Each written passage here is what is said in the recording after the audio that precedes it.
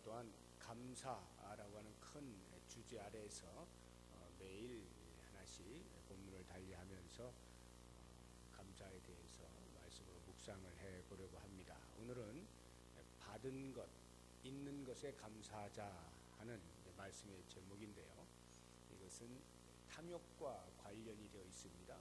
탐욕이 아니라 감사다라는 이러한 개념으로 우리 같이 묵상을 해보려고 합니다.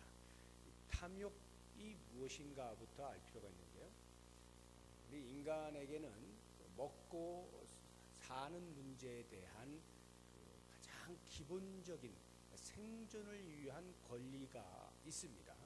이것을 가리켜서 생존권의 욕구라 말을 하는데요. 어느 인간을 막론하고 이 생존권의 욕구가 있게 마련입니다. 이것은 가장 기초적인 거예요. 사람이라면 누구에게나 있는 것이 생존권의 욕구죠. 그러니까 먹을 것, 마실 것이 없을 때 그것에 대해서 먹고 싶다, 마시고 싶다라고 생각하는 것, 이것을 이제 생존권의 욕구라 이렇게 말을 하는데, 탐욕이라고 하는 것은 이런 절대적 결핍에 의하여서 나오는 욕심이 아니라 일정한 또는 적절한 수준을 넘어선 욕심, 이것을 가리켜서 탐욕이라고 하는 것입니다. 인간에게는 생존권의 욕구뿐만이 아니라 먹고 마시는 문제가 해결이 되면 그 다음을 향하여 반드시 다른 욕심을 가지게 됩니다. 이렇게 하나씩 하나씩 가다 보면 끝이 보이지 않는 것이 또한 인간에게 있는 욕심입니다. 이런 것을 탐욕이라 말할 수가 있겠습니다. 성경은 이 욕심의 결과에 대해서 야고보 장로의 입을 통하여 이렇게 표현을 하고 있습니다. 야고보서 1장 14절 이하에 보면, 오직 각 사람이 시험을 받는 것은 자기 욕심에 끌려 미혹됨이니 욕심이 잉태한 즉 죄를 낳고 죄가 장성한 즉 사망을 낳느니라. 욕심의 결국이 사망이다 하는 것을 분명하게 말씀을 하고 있습니다. 오늘 본문의 말씀은 이스라엘 백성들이 모세를 통하여 애굽에서부터 나온 출애굽 과정 속의 한 부분입니다. 시내산에 머물면서, 그때가 대략 한 애굽에서 나온 지 1년 정도, 11개월에서 1년 이 정도 사이, 그때 이제 시내산에 머물면서 십계명도 받고 율법도 받고 이렇게 하죠. 꽤 오랜 시간을 거기서 이제 머물다가 그 다음 해, 1년이 지난 그 다음 해에 출발을 합니다. 가나안 땅으로 가기 위해서 먼저 도착해야 할 곳이 가데스 바네아라고 하는 곳인데요.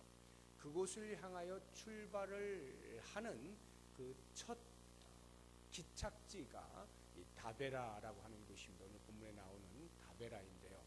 시내산에서 바네아로 가기 위해서 출발해서 처음으로 머문 곳이 다베라라고 하는 곳인데, 여기에서부터 꼬이기 시작합니다.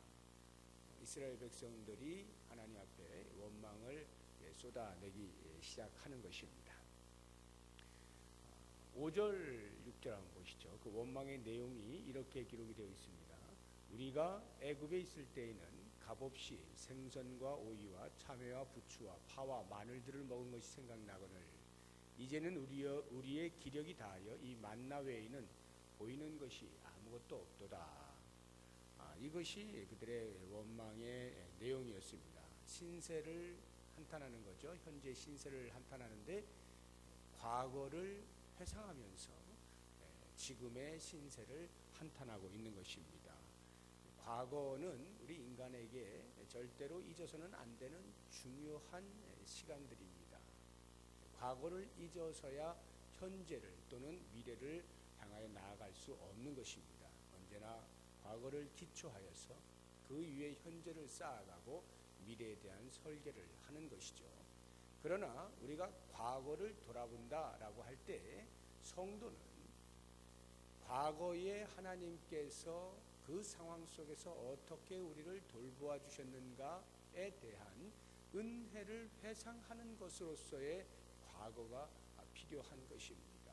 혹 하나님 앞에서 우리가 무엇을 잘못한 것은 없는가를 돌아보고 점검하는 차원에서의 과거라고 하는 시간이 필요한 것입니다.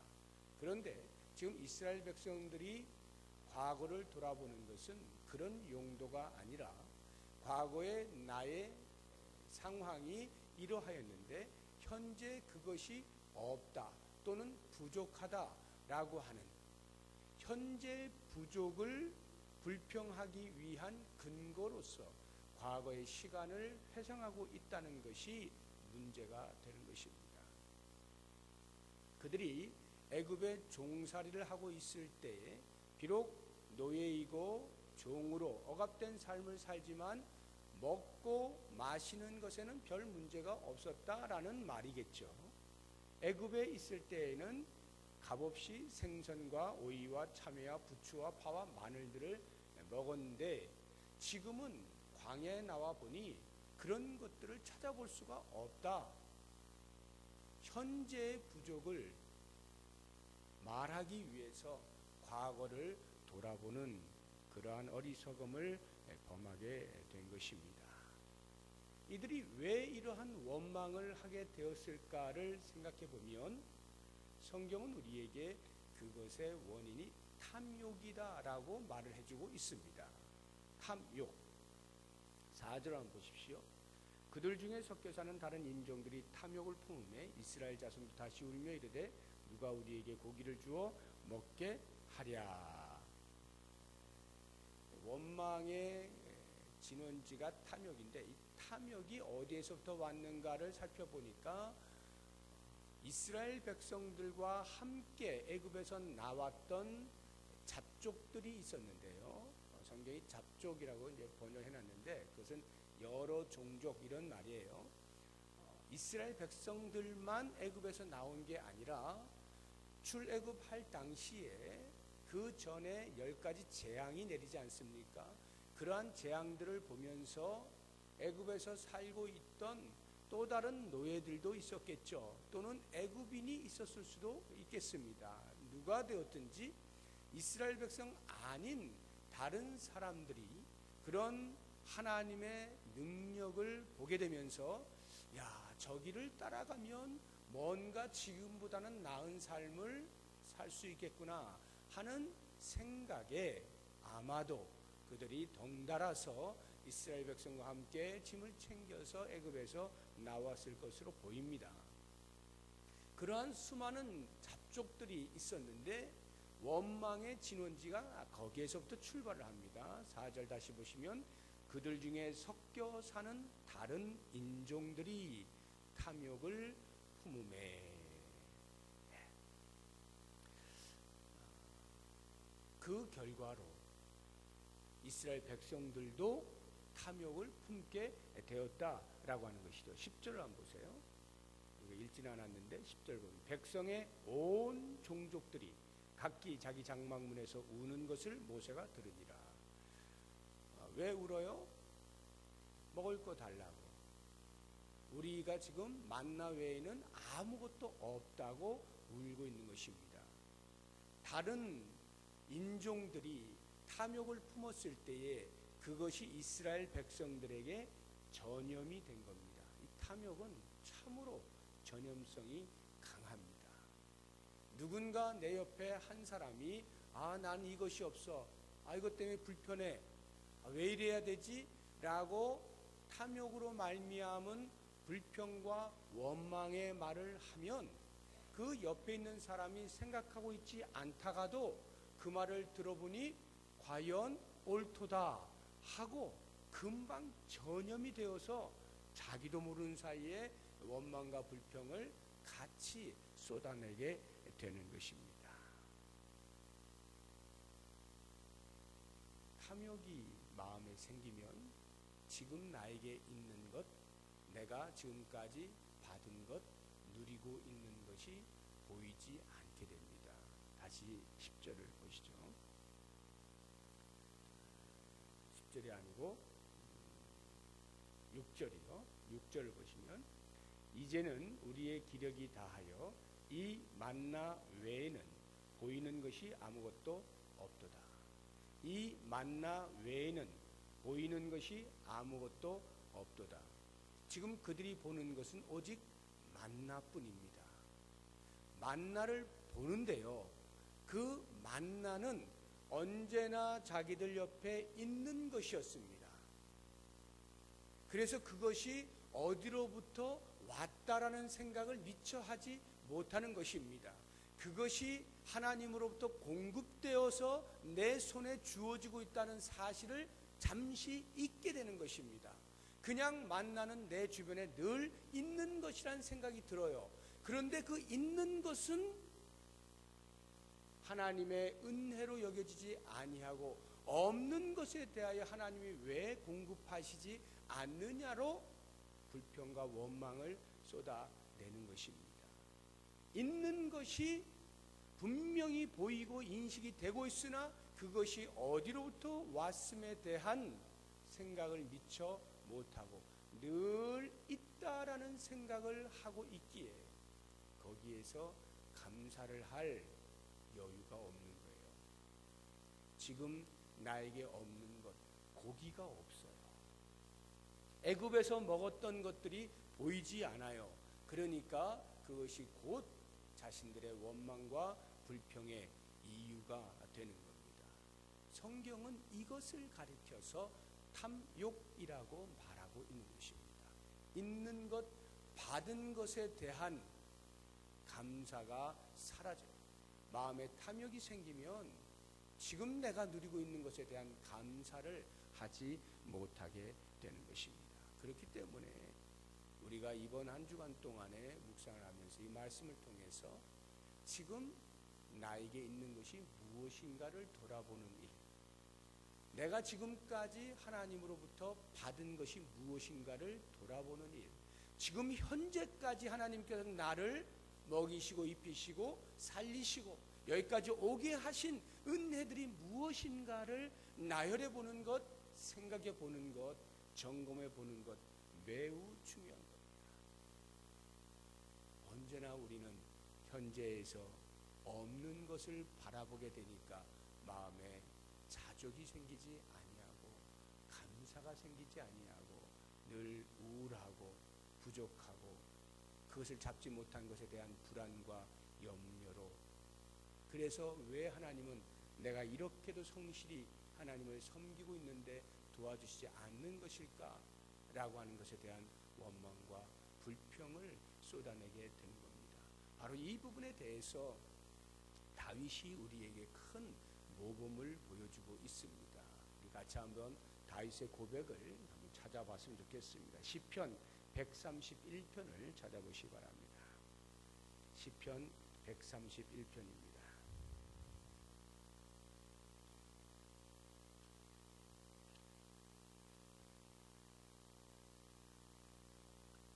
구약성경 900쪽입니다. 131편 1절에서 3절 전체인데요. 같이 한번 천천히 읽어보겠습니다. 여호와여, 내 마음이 교만하지 아니하고 내 눈이 오만하지 아니하오며 내가 큰 일과 감당하지 못할 놀라운 일을 하려고 힘쓰지 아니하나이다. 실로 내가 내 영혼으로 고요하고 평온하게 하기를 젖된 아이가 그의 어머니 품에 있음 같게 하였나니 내 영혼이 젖된 아이와 같도다. 이스라엘아, 지금부터 영원까지 여호와를 바랄지어다. 아멘. 1절을 보시면 뒷부분에 내가 큰 일과 감당하지 못할 놀라운 일을 하려고 힘쓰지 아니하나이다. 이 말씀만 떼어서 보게 되면 마치 아무 일도 안 하려고 하는 사람처럼 보이기도 합니다. 괜히 큰일에서 힘들게 살 필요 없다.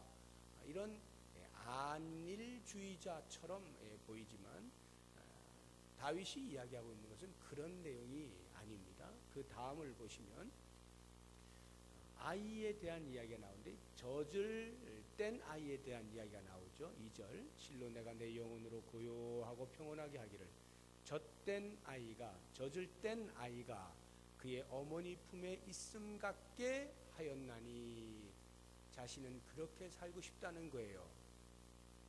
내 영혼이 젖된 아이와 같도다. 자, 그러면 지금 다윗이 말하고 있는 게 뭘까요?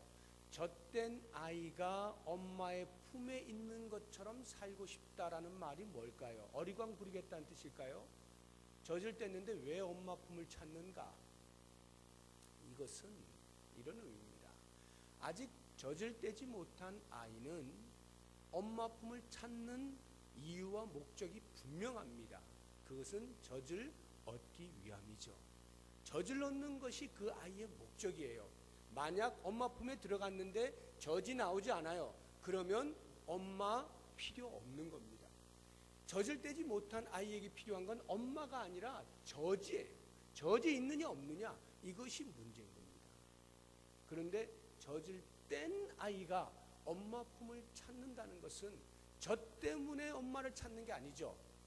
엄마 때문에 엄마를 찾는 거예요. 엄마가 좋아서 엄마 품에 있겠다는 거예요. 엄마와 함께 있는 것이 가장 행복한 것임을 알고 엄마 품을 찾아 들어오는 것입니다.